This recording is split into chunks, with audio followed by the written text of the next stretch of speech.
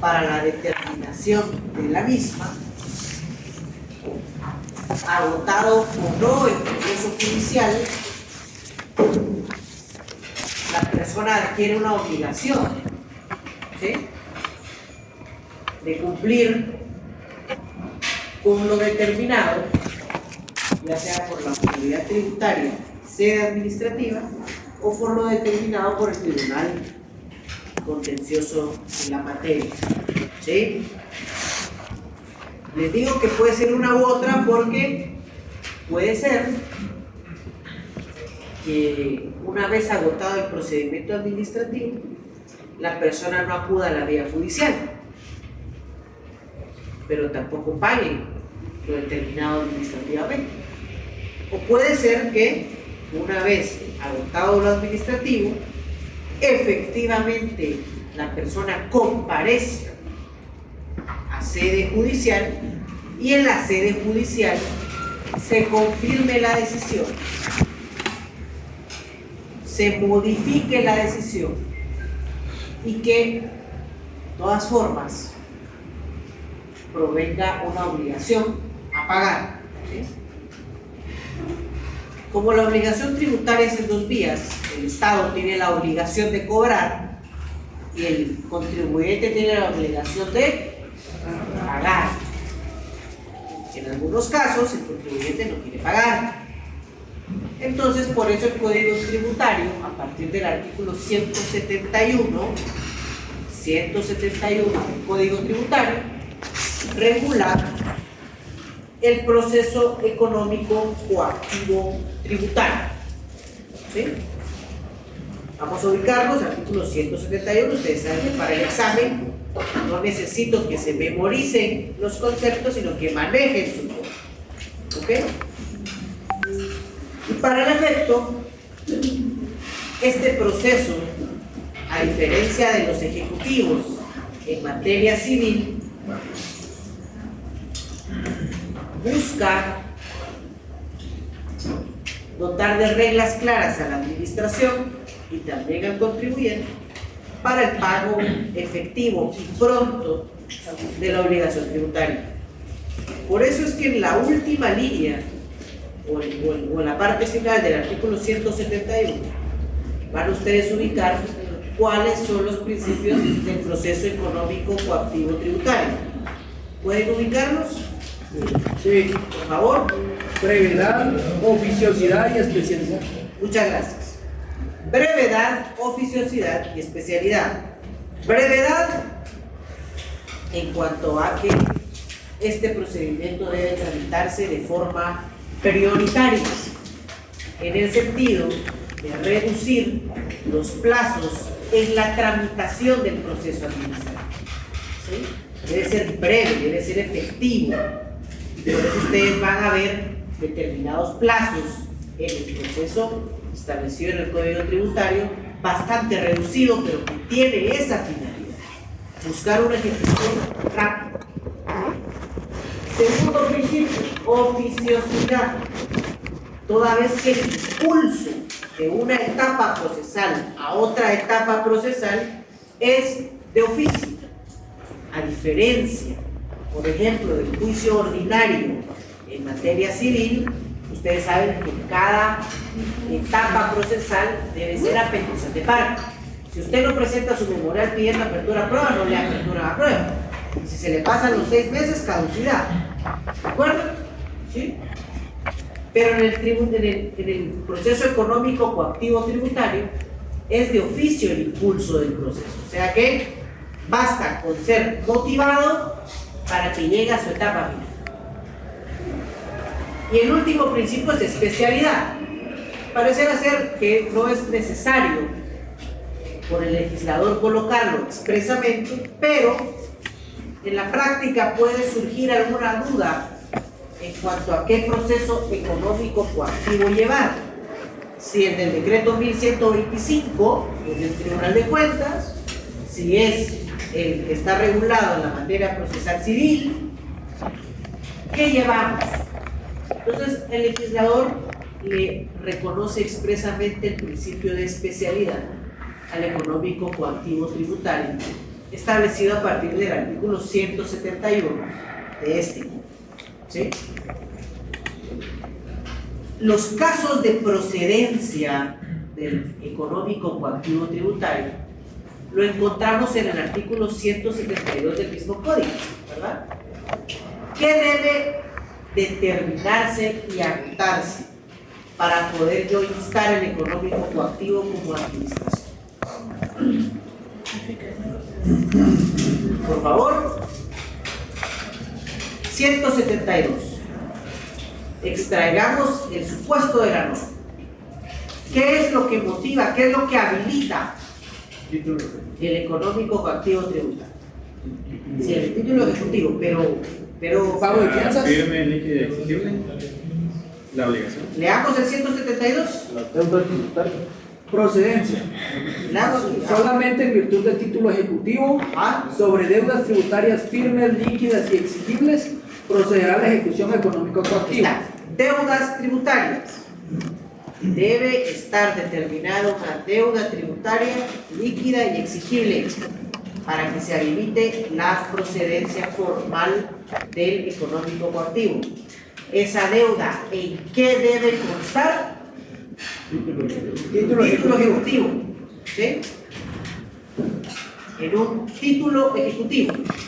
¿Se recuerdan ustedes que en procesal civil, en el capítulo de ejecuciones, hay tanto títulos ejecutivos en la vía de apremio, ¿verdad?, como en el proceso ejecutivo normal, ¿se recuerdan? ¿Sí? Y que cada uno tiene sus particulares características y vía por el medio del cual puede ser exigible el cumplimiento de una obligación.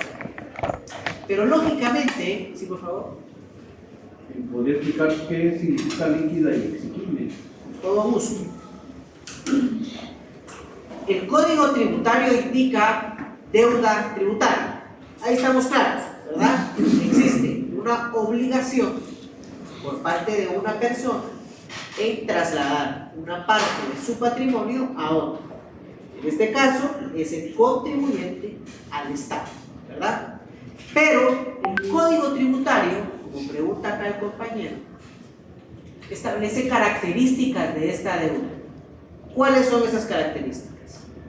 Deben ser firmes, líquidas y exigibles. Firmes, líquidas y exigibles.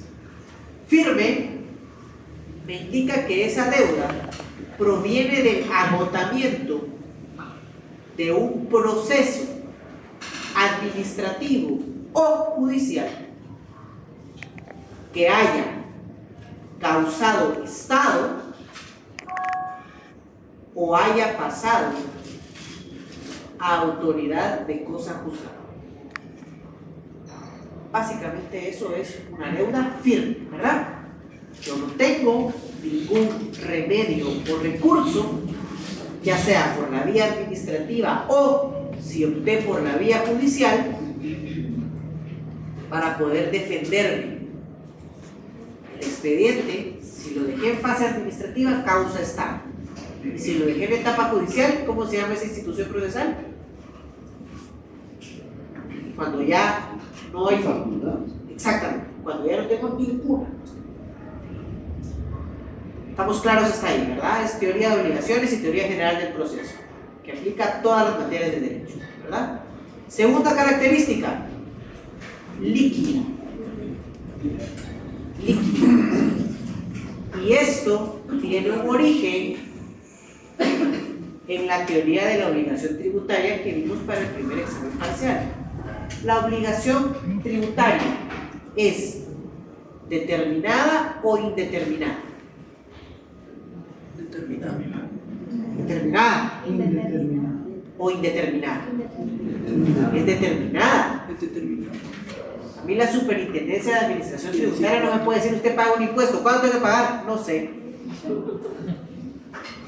Me establece hecho generador, tasa impositiva o base impositiva, haga su fórmula y es su impuesto. En el IVA es el 12%, pequeño contribuyente el 5%, ¿verdad? El ISR tiene 2%, ¿sí? Y así sucesivamente cada hecho generador tiene su fórmula de cálculo y eso me hace que la obligación tributaria sea determinada, ¿verdad? Lo que quiere decir líquida. Y otra cuestión, la obligación tributaria yo la puedo pagar en dinero, pero también la puedo pagar en especie, ¿sí o no? Sí. No. Yo no puedo llegar con la SAT y decirle, mire, fíjese que tengo que pagar tanto, no tengo dinero, pero aquí tengo 10 vacas. No, ¿verdad? Mira, aquí tengo mi carrito. No, ¿verdad? Es con plata. A la SAT le dice, mire, no me interesa que usted tenga vacas, gallinas, patos, véndalos y me viene a pagar la plata. ¿Sí? Entonces, la obligación, aparte de ser firme, tiene que estar líquida, ¿verdad? Porque es una cantidad determinada pagada en efectivo. ¿Sí? Y la tercera característica de la deuda tributaria para poder iniciar el económico coactivo es exigible. Y la exigibilidad de las obligaciones tiene dos elementos de estudio. Teoría de las obligaciones, ¿verdad? Miren, lo lindo del derecho es que si ustedes manejan las distintas teorías, pueden entender las distintas manifestaciones de él.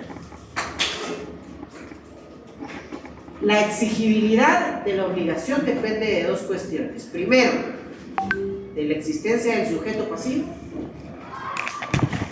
¿Qué pasa si se me murió el contribuyente? Es exigible. Yo no tengo un sujeto pasivo determinado para poderle exigir la obligación. ¿Sí? Segunda característica de la obligación para que sea exigible, ¿cuál es? Que provenga de un hecho lícito. ¿Ah? Cuando llaman al guatemalteco o guatemalteca, un integrante de Mara o pandilla, y le dicen, mire, quiero que me pague 5,000 quetzales de extorsión por tener su negocio. Esa obligación proviene de un hecho lícito o no? No. ¿Puede un pandillero llevar a usted, mira, aquí tengo el título ejecutivo, yo le dejé el teléfono y él no me pagó? No, ¿verdad?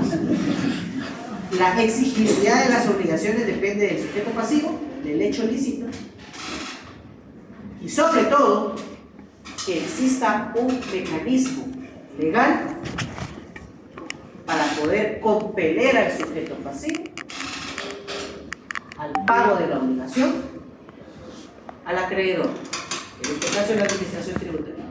Estas son las tres características de la deuda tributaria, ¿verdad? Muchas gracias por la pregunta. Estas cuestiones que yo voy conversando, ¿verdad? Estoy con estudiantes del último año, que hoy cierran, ¿no? Entonces hay ciertas cuestiones que estamos hablando de un idioma, no estamos hablando de un idioma. Sí, ¿verdad? Pero está bien, y se dan estas preguntas porque sirve para repasar, sirve para ir memorizando esas cuestiones que se vieron en tercer año, ¿verdad? Derecho Civil 4, teoría de las obligaciones y de los contratos. Entonces, esa deuda, con las características que muy bien preguntaba el compañero, me motiva el económico coactivo, pero esa deuda no tiene que estar en mi imaginación, tiene que constar en un título ejecutivo. Entonces ahí venimos a hacer esa analogía con el derecho civil. ¿Se recuerdan que en el procesal civil están taxativamente establecidos cuáles son los títulos ejecutivos, ya sea con la vía de premio o en el proceso ejecutivo común? ¿Se recuerdan?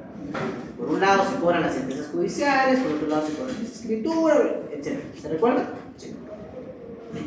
En el derecho tributario es igual. Y vean ustedes que efectivamente el título ejecutivo pues tiene determinados requisitos y naturaleza. Artículo 173, norma especial que regula el título ejecutivo en materia tributaria.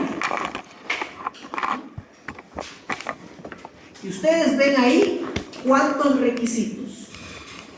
7. ¿Ok? ¿Qué debe tener un título ejecutivo en materia tributaria? Para que cumpla con las características de procedentes. Lugar y fecha de la emisión, ¿Ah? nombres y apellidos completos del obligado, razón social o denominación del deudor tributario y su número de identificación tributaria, importe del crédito líquido exigible y del plazo vencido, domicilio fiscal, indicación precisa del concepto del crédito con especificación en su caso, el tributo, intereses, recargos o multas y del ejercicio de imposición a que corresponde, nombres, apellidos y firma del funcionario que emitió el documento y la indicación del cargo que ejerce aun cuando sea emitido de la forma que establece el artículo 125 de este código, sello de la oficina administrativa. Ok. ¿Qué pasa si le faltan requisitos en mi título ejecutivo?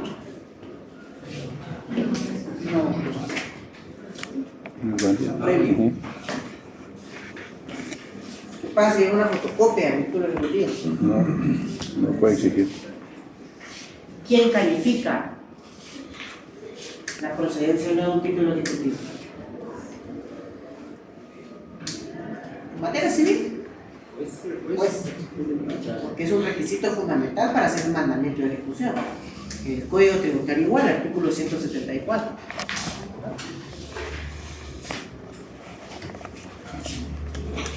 En el artículo 174 tenemos nosotros que si el título ejecutivo cumple con las características, con sus requisitos, ¿verdad?, el juez emite el mandamiento de ejecución y ese mandamiento de ejecución tiene dos órdenes.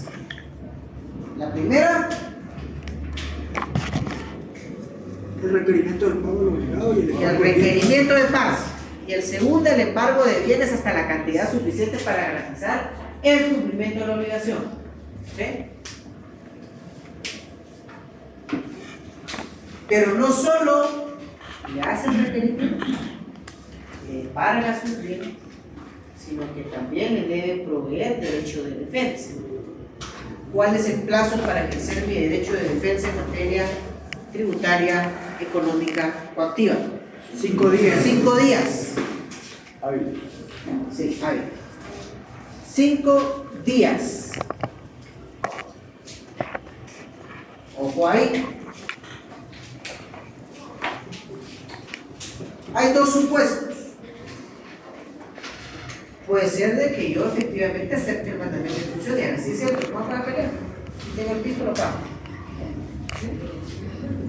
O puede que yo diga, mire, el título no es eficaz. O mire, yo ya pagué. Entonces tengo esos 5 días para oponer. Ahora bien, ¿se recuerdan ustedes que en materia civil, en los juicios ejecutivos, hay una restricción de interposición de excepciones? ¿Se recuerdan? Yo no puedo ponerlas todas. En materia civil, ¿cuáles son las únicas 2 excepciones que se pueden interponer en materia ejecutiva? No, excepciones. Mecanismos de defensa procesal. Prescripción es una. ¿Cuál es la otra? ¿Cómo? Por ahí lo dijeron. Prescripción o no, caducidad es un acceso. Es procesal, no es excepción. La caducidad es procesal, la prescripción es excepción. La caducidad es procesal. Estamos claros con eso, ¿verdad?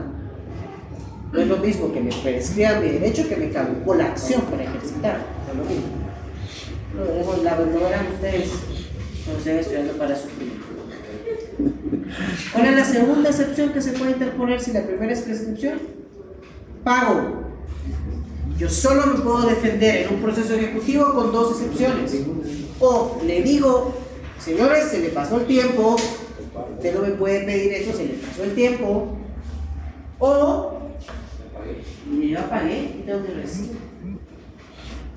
No puedo poner excepción de creencia, no puedo poner excepción de cosa juzgada, demanda de efectos, nada. Usted, porque el juez ya hizo la calificación del título ejecutivo. Entonces, ojo ahí con eso. El imputado tiene dos formas de oponerse: pago o prescripción, por excelencia, ¿sí?, en materia de cumplimiento de obligaciones. Pero acá viene una diferenciación,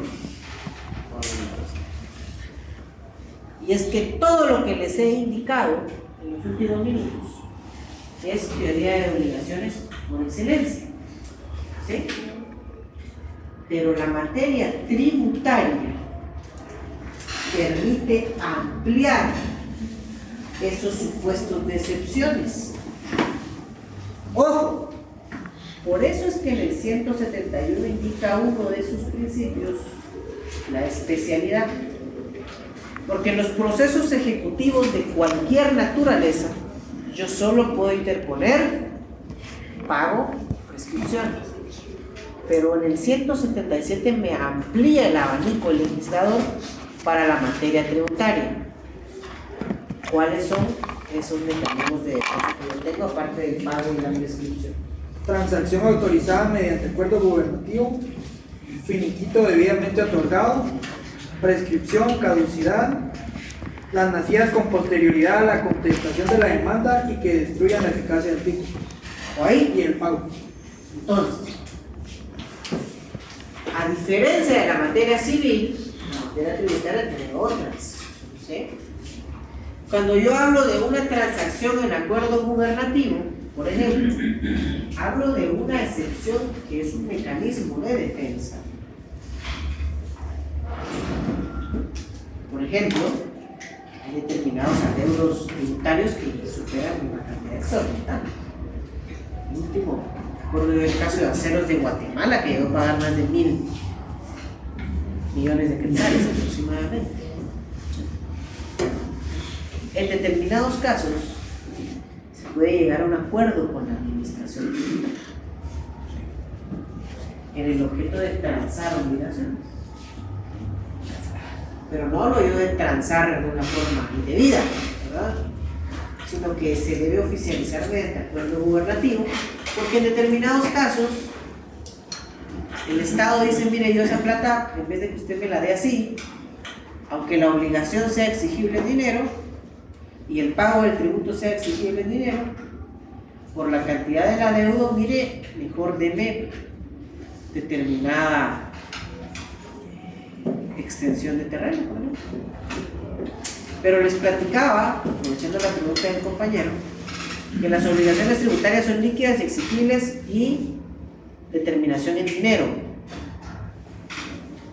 porque únicamente en el proceso económico coactivo es que sí se puede llegar a hacer un pago, no a través de efectivo, sino a través de bienes, pero depende de la operación de la transacción.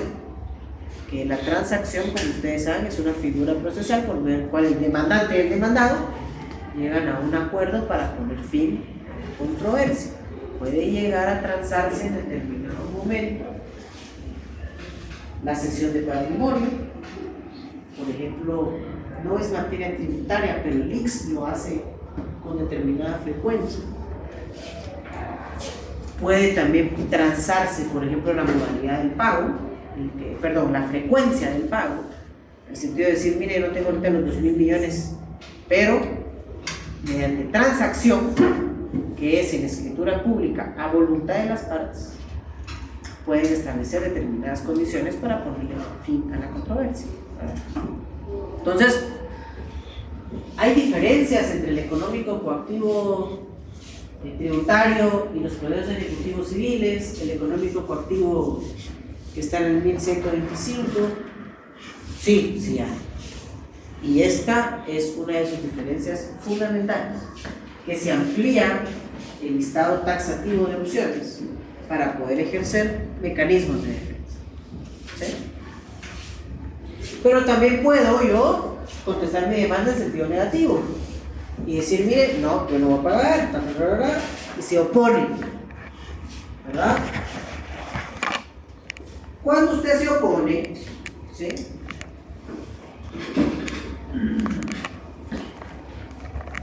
se le otorga audiencia a la administración tributaria, artículo 176. Oposición del ejecutado. Si el ejecutado se opusiere, deberá razonar su oposición y, si fuera necesario, ofrecer la prueba pertinente. Sin estos requisitos, el juez no le dará trámite a la oposición. Si el demandado tuviera excepciones que interponer, deberá deducirlas todas en el escrito de oposición. El juez oirá por 5 días hábiles a la administración tributaria y, con su contestación sin ella, mandará recibir las pruebas por el plazo de 10 días hábiles, comunes a ambas partes. Si lo pidiera alguna de ellas o el juez lo estimare necesario, en ningún caso se otorgará plazo extraordinario de prueba. Perfecto. Entonces, tenemos dentro del proceso que presupone la existencia previa de un título ejecutivo que contiene una deuda tributaria, tenemos la calificación del título y, si cumple con las características, se manda a hacer el requerimiento de pago y se traba embargo. ¿Cuántos días tiene para responder la persona? 5. ¿Puede? ¿Son 5 para excepciones y después para oponerse? No. Son 10 días hábiles. Exactamente. Ojo ahí, leamos otra vez ese 176. Si el ejecutado se opusiere, deberá razonar su oposición y, si fuera necesario, ofrecer la prueba pertinente. Sin estos requisitos, el juez no le dará trámite a la oposición. Si el demandado tuviera excepciones que interponer, deberá deducirlas todas en el escrito de oposición. El juez oirá por 5 días hábiles a la administración tributaria y, con su contestación o sin ella, mandará a recibir las pruebas por el plazo de 10 días hábiles, comunes a ambas partes. Si lo pidiera alguna de ellas o el juez lo estimare necesario, en ningún caso se otorgará plazo extraordinario de prueba. Para yo poder recibir el mandamiento y defenderme ante este mandamiento, yo cuento con 5 días.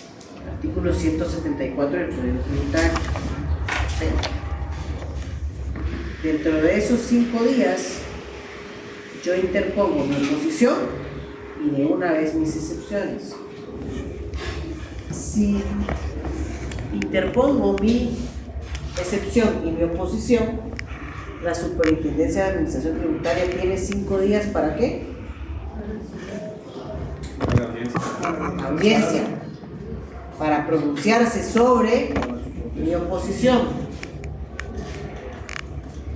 Y si yo ofrecí prueba, tengo un periodo de 10 días hábiles. y agotada esta cuestión, se emite la resolución.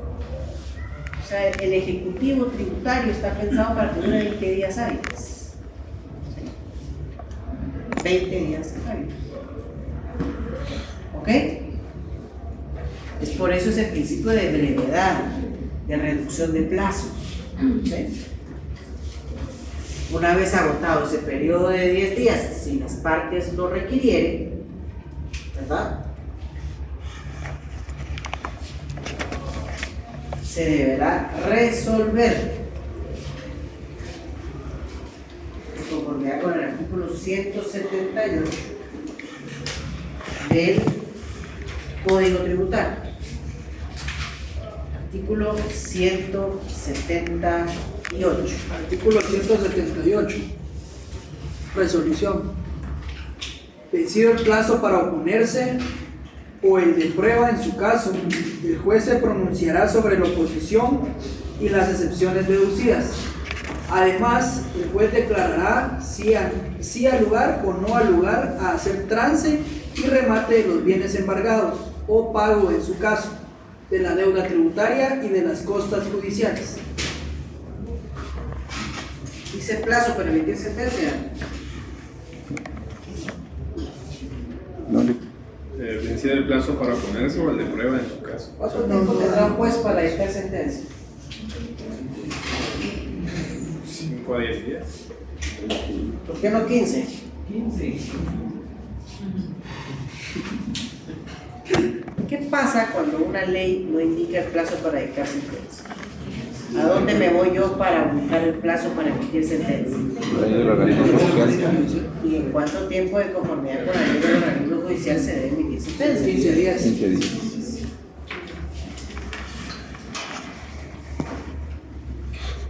¿Ah?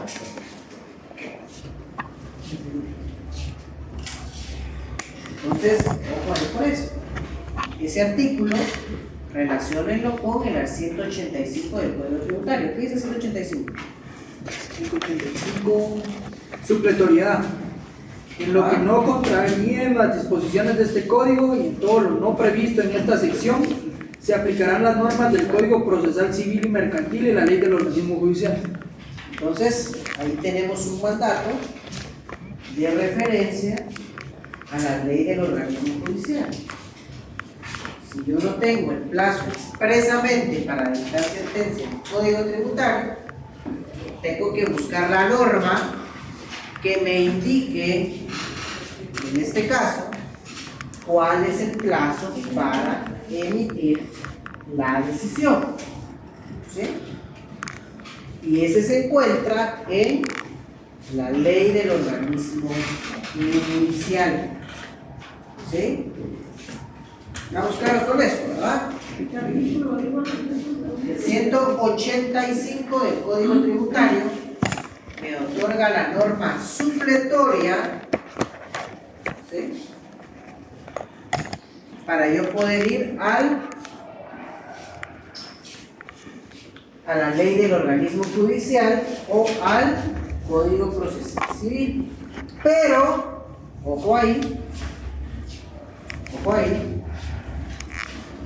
no solo relaciono el 185 del Código Tributario, sino también el artículo 142 de la ley del organismo judicial. El artículo 142 de la ley del organismo judicial me indica los plazos para las distintas resoluciones judiciales.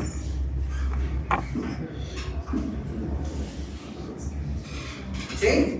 Sí. Plazos para resolver, indica el artículo 142 de la ley de organismo judicial. ¿Ok? Una vez dictada esa sentencia, lógicamente debo tener mecanismos de defensa. Recuerden ustedes que todo ordenamiento jurídico se basa en la posibilidad de ejercer los mecanismos de defensa. Y los mecanismos de defensa se encuentran establecidos en el artículo 183 del Código Tributario, ¿verdad? 183, miren. Y básicamente acá no pierdan de vista el número 5. 5 días, una vez para el mandamiento de ejecución, lo recibe la persona, tiene 5 días para contestar, oponerse o poner excepciones. Ese 5 se repite con la audiencia que se le da al azar, ¿verdad? Y después 10 días para prueba, 15 días para sentencia, múltiplos de 5, ¿sí? 5, 5, 10, 15. Y para interponer recursos son 2 días para qué? Ampliación, aclaración. Aclaración y ampliación. 3 para sentencia, otros 5. 3 para apelación. 2 para remedios procesales, 3 para apelación. ¿Ok? Entonces tenemos 5 días para oponerme, 5 días de administración tributaria, 10, prueba otros 10, 20 días hábiles, 15 días para resolver el juez, 35 días, y para interponer los recursos, ya sean 3 días para apelación o 2 días con reuniones procesales. Y básicamente van siguiendo una misma numerología, ¿verdad? El Código Tributario por eso lo establece así, para establecer una facilidad de comprensión, a diferencia de otras materias procesales que ustedes saben que inclusive, por ejemplo, la materia procesal laboral es terrible, porque tiene plazos en días y en horas, en el mismo proceso, ¿verdad? El ordinario también, civil es 9 días, 48 horas, 30 días. El económico coactivo tributario es certero, ¿ok? Este procedimiento, con sus fundamentos legales que acabamos de discutir, obviamente va a ser evaluado en su examen final, ¿ok? ¿Dudas al respecto?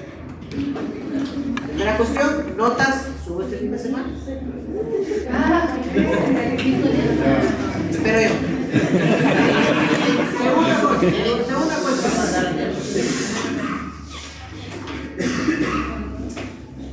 Muchas felicidades por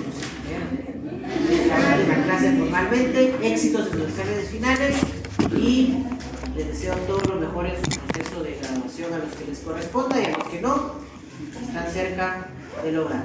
¿Ok? Tengan una muy buena noche.